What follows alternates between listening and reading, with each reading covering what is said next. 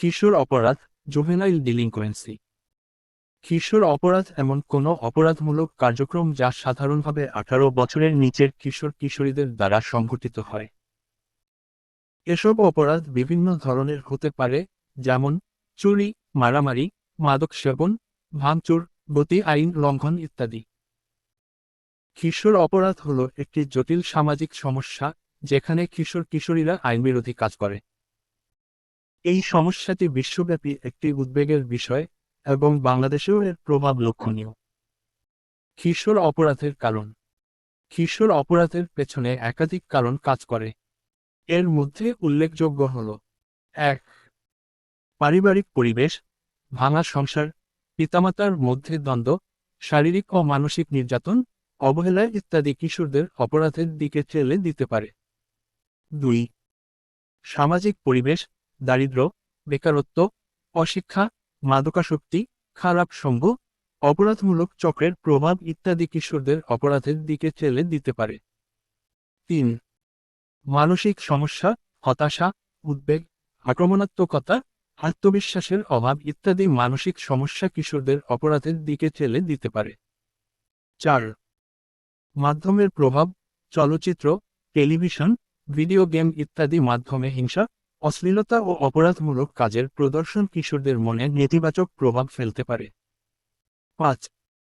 আইন প্রয়োগের ব্যর্থতা, আইন প্রয়োগকারী সংস্থাগুলোর দুর্বলতা, দুর্নীতি এবং অপরাধীদের বিরুদ্ধে কঠোর ব্যবস্থা না নেওয়া কিশোরদের মনে আইনের প্রতি ভয়ের অনুভূতি কমিয়ে দিতে পারে। ৬. পারিবারিক পরিবেশ। অস্থির পারিবারিক সম্পর্ক, যেমন বিচ্ছেদ, মারামারি কিংবা মানসিক অবসাদ। অপরাধী পিতামাতার উপস্থিতি বা পরিবারের মধ্যে অপরাধের স্বাভাবিকীকরণ। ৭. সামাজিক চাপ। বন্ধুদের চাপ, পিয়ার প্রেশার এবং সামাজিক পরিবেশ কিশোরদের ওপর বড় প্রভাব ফেলে। ফলে তারা অপরাধমূলক কর্মকাণ্ডের দিকে প্রবণ হতে পারে। ৮. অর্থনৈতিক অস্থিরতা। দারিদ্র্য এবং অর্থনৈতিক অসুবিধা কিশোরদের মধ্যে অপরাধমূলক কর্মকাণ্ডে যুক্ত হওয়ার সম্ভাবনা বাড়ায়। ৯. শিক্ষাগত অক্ষমতা। বিদ্যালয়ে ব্যর্থতা, শিক্ষার প্রতি অনীহা এবং স্কুল ফেলে যাওয়া। ৫. মনস্তাত্ত্বিক কারণ।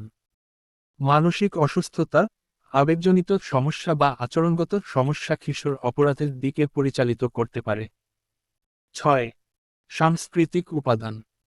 সমাজের মধ্যে নেতিবাচক সংস্কৃতি, যেমন গ্যাং সহিংসতা, মাদক ব্যবহার ও অপরাধ প্রবণতা প্রচার।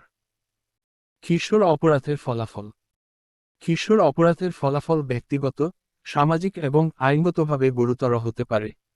কিছু প্রধান ফলাফল হল: ১. আইনি শাস্তি।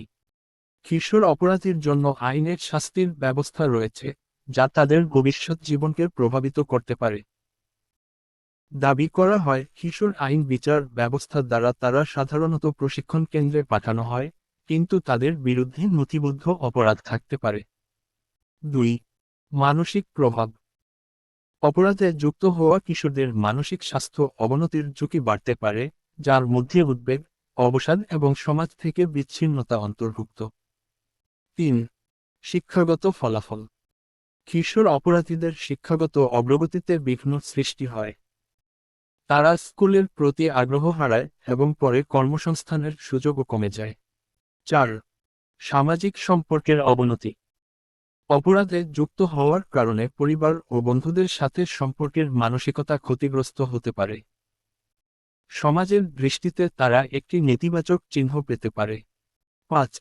ভবিষ্যৎ অপরাধ প্রবণতা। কিশোর অপরাধীরা পরবর্তীতে বৃহৎ অপরাধের দিকে ধাবিত হতে পারে, যা তাদের জীবন এবং সমাজের জন্য বিপজ্জনক হতে পারে। ৬.